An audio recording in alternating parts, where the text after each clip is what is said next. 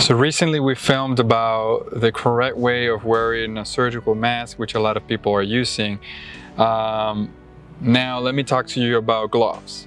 So I've seen a lot of people on the streets that are wearing gloves, but a lot of them are doing things that are not making much sense, such as, for example, bringing into your car or bringing into your house the gloves that you just used at the supermarket, right?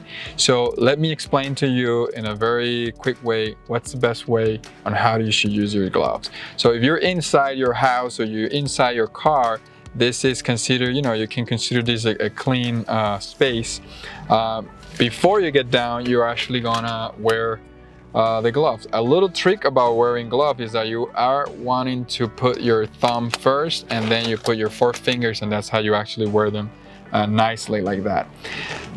Then you're gonna get down from your car, and for example in our office here, you're gonna go through a set of doors. You're gonna go, through the parking first, then a set of doors, and you're gonna open our office with the handle. So all these things that are outside are gonna be considered dirty things, and that is what you want your gloves for. So if you go, for example, to the supermarket, then you wanna have your gloves on to, touch the things that other people have touched, like the common areas. But the minute you get into your car again, you don't want those germs back in your car. So you have to take your gloves off prior to getting into your car. So the appropriate way to take in your gloves, you don't want to touch your hands with it.